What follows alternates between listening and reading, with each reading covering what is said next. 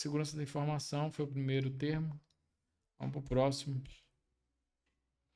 JSON, JavaScript Object Notation. Bem, o que acontece? Agora eu vou precisar aqui para explicar JSON para vocês. JSON. Jason é aquele cara, né, do filme de terror. Bem, JSON, o que acontece? Quando você tem, para explicar JSON, eu vou explicar isso aqui, ó. Você tem o back-end, você tem o front-end.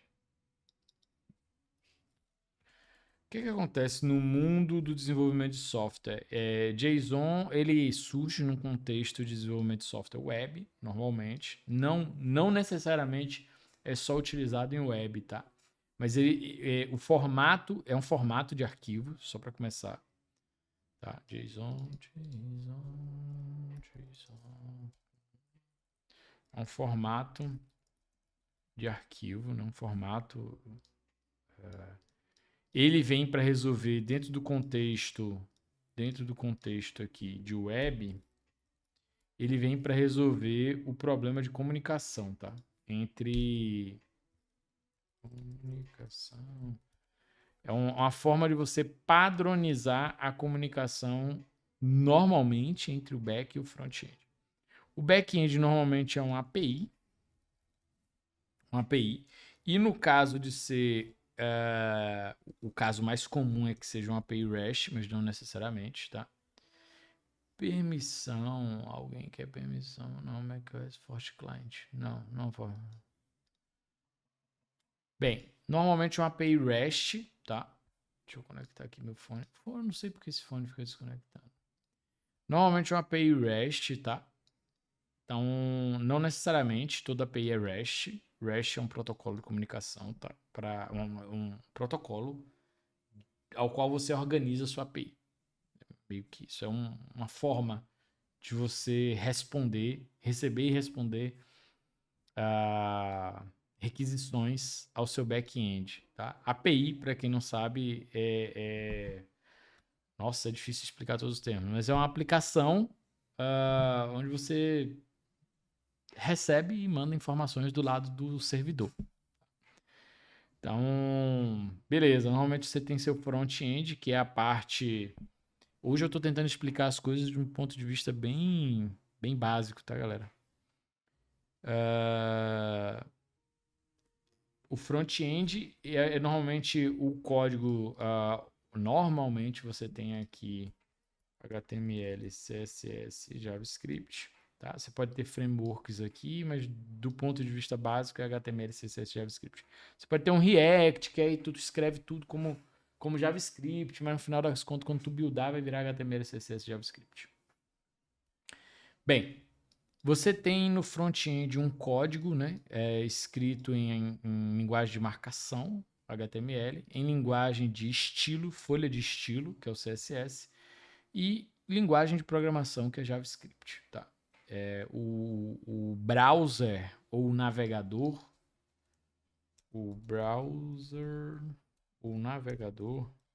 web, tá? Mais conhecido como navegador web, ele, na verdade, no fundo, nada mais é do que um web client, tá? Um cliente web, tá? E do lado de cá, o back-end, a API REST é um web server, tá? Um servidor web. A comunicação estabelecida entre o cliente e o server normalmente é usando um protocolo de comunicação chamado HTTP. O HTTPS, o S significa security. E aí a gente está falando aqui de... Como é que eu boto a setinha do outro lado? Aqui, pronto. Normalmente a gente está falando de um sistema de comunicação entre o web client, que é o navegador ou o browser, tá? E um web server, que normalmente é um servidor web, que nesse caso aqui está sendo representado por uma API REST, que aí lá, se você, a depender da tecnologia, né? Se você estiver usando Python, você pode usar o framework Flask para poder montar a sua API REST, o seu back-end. Se você estiver usando PHP, você pode usar o Laravel. Se você estiver usando Python, pode usar o Django também. Se você estiver usando JavaScript, o Node.js, você vai estar que o Node.js é um runtime environment, né? Não é uma linguagem de programação, é uma linguagem JavaScript e ela só roda no back-end graças ao runtime environment, que é o Node.js, que tem libraries C++ para poder fazer a comunicação direto com o servidor, com a máquina, né?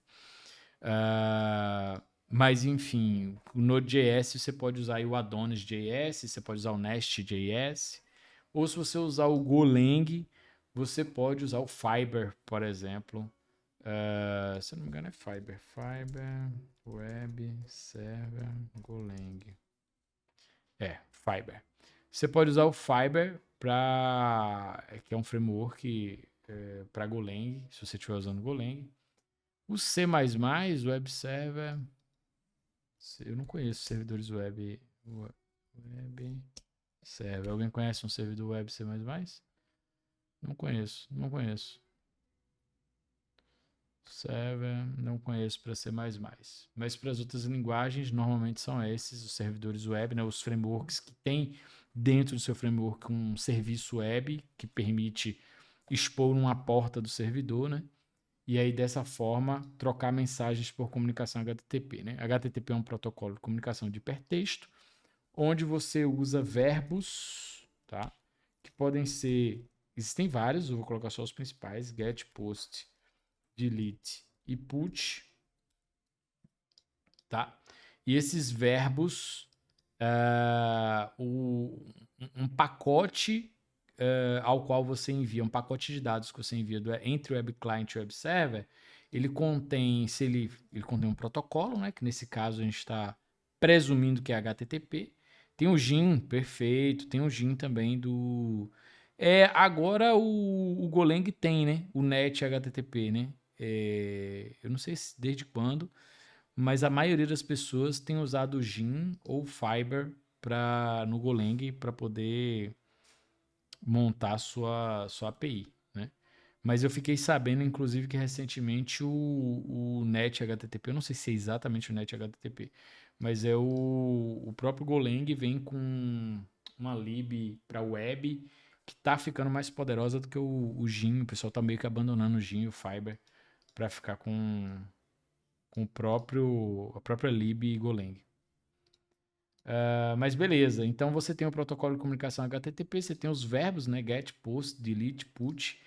Cada verbo é utilizado normalmente para uma coisa, isso é uma padronização. Não precisa ser assim, mas normalmente se usa o get para quando o seu web client, né? Como seu código HTML, CSS, JavaScript, quando ele quer requisitar informação ao servidor, né? Aí você usa a sua API REST, ela vai responder com o que você quer, né? Então, por exemplo, você pergunta lá, me dá a lista de cadastro de qualquer coisa, por exemplo, de estoque de coisas, estoque, um sistema de estoque, por exemplo. Me dá todos os objetos que tem em estoque. Aí você pede via GET essa informação. Se você precisa cadastrar um novo produto nesse estoque, por exemplo, normalmente se usa o verbo post. Mais uma vez, isso é só uma convenção, tá? O delete para deletar, o put para alterar, tá? Existem vários outros verbos para outras coisas. O path, quando você quer editar parcialmente alguma coisa, enfim, existem diversos outros verbos HTTP que você pode utilizar para cada caso específico, mas normalmente a maioria esmagadora das APIs REST, elas usam apenas esses 4 verbos. Quando usam esses 4 verbos, a galera já fica feliz, porque já está muito bem desenhada. E essa informação que transita de um lado para o outro, ela é no formato JSON. Tá? O formato JSON, ele tem esse formato aqui, essa estrutura, né? É um abre e fecha chave. Deixa eu desenhar isso no meu VS Code, porque eu me sinto um animal desenhando isso aqui. Visual, VS Code. O JSON, ele tem esse formato aqui, ó, onde você normalmente coloca, por exemplo, vamos supor que é o cadastro de algum objeto, né? Aí você tem o nome do objeto, aí você põe lá, sei lá, quero cadastrar no meu estoque, lá, bicicletas. Bicicleta. O nome do meu produto, né? Product name. Product name. Aí depende, né? Se você usa Snake Case, enfim, a padronização aqui é sua. Product name e você pode botar um objeto dentro do outro, mas aqui eu vou simplificar, tá? Quantidade. Quantidade, cadastra 10. Acabou de chegar 10 bicicletas no meu estoque. Adiciona mais 10 aí, bicicletas. Normalmente você manda pelo ID, porque pô, mandar por uma string é meio, né? A chance de dar ruim é grande, mas isso aqui é só um exemplo. Eu vou tirar um print aqui e vou puxar lá para o nosso exemplo lá, tá? Só para ilustrar. Então, o JSON, que é o objeto JavaScript, ele tem esse formato, tá? Ele tem esse formato. Então, você vai ver esse tipo de informação no body, normalmente, da requisição, sendo transitado de um lado para o outro, de uma solicitação para outra. Óbvio que você não tem só o body, né, numa requisição. Você não tem só o body, você tem um header também numa request HTTP. Então, um pacote que vai ser enviado entre o client e o server, ele tem essas características, tá? Quando você abre o... Deixa eu abrir um... Deixa eu ver se eu posso, né? Deixa eu ver se tem aqui alguma coisa que eu possa mostrar. Pior que eu vou ter que... Deixa eu fazer o seguinte. Eu vou voltar aqui. Ai, meu Deus. Vou voltar aqui rapidinho, só para eu abrir meu Postman. Vou abrir meu Postman aqui, online mesmo, para vocês verem como é que é o formato de um pacote, né, de requisição HTTP entre front e back-end e tal. Deixa eu ver se tem alguma collection aqui no Postman aleatória. Postman, para quem não sabe, é uma ferramenta que a gente usa para poder fazer testes, né? Deixa eu ver se tem algum workspace. Ah, tem. Pronto, eu vou aqui. Eu vou aqui. Beleza. Eu vou aqui. Cadê? Deixa eu compartilhar de novo com vocês. Bem. Tá pequeno, né? Aí vem outro problema. Acho que melhorou.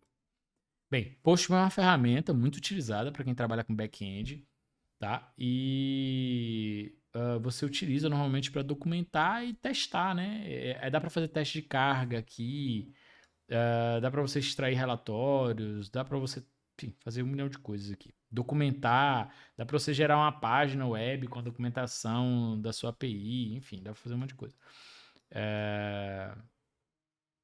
Beleza. Então, aqui, por exemplo, eu estou fazendo autenticação, estou passando o nick, o usuário e a senha no body da requisição.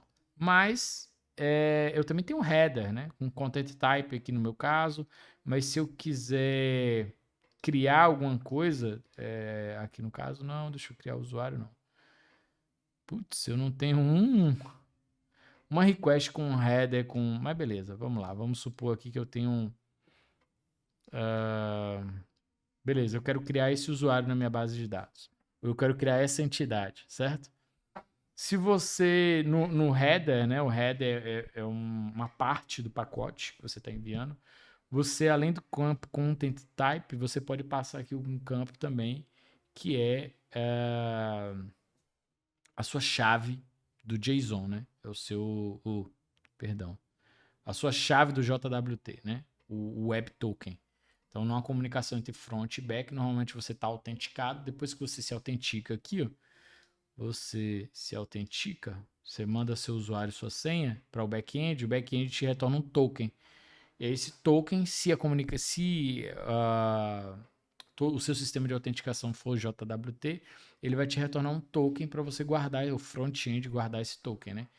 Então, esse token é armazenado e colocado, imputado no header das próximas requisições, só para você dizer que está autenticado e você tem aquele nível de acesso necessário para acessar aquele endpoint.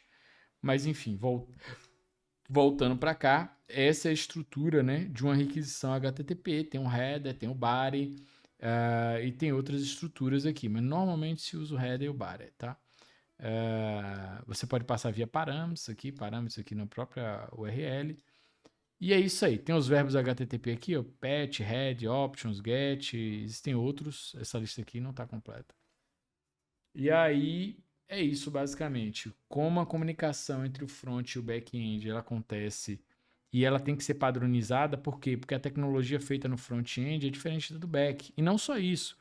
Eu posso ter uma API REST feita em Python e outra feita em Golang, e outra feita em C++, e outra feita no mesmo sistema. E o que eu faço então para o meu sistema web, né, para poder a internet conseguir se comunicar perfeitamente, que não acontece, né, perfeitamente. Mas o que eu posso fazer para que vários sistemas de front-end se conectem com vários sistemas de back-end usando a mesma linguagem?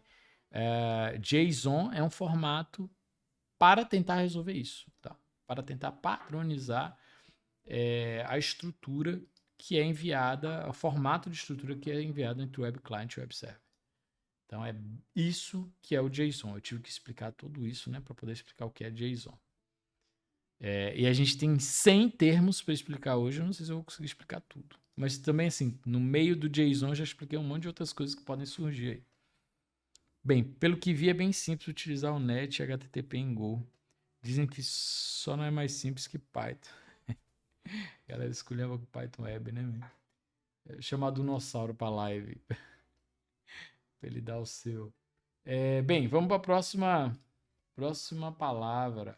Próximo termo. A gente está com vários termos aqui.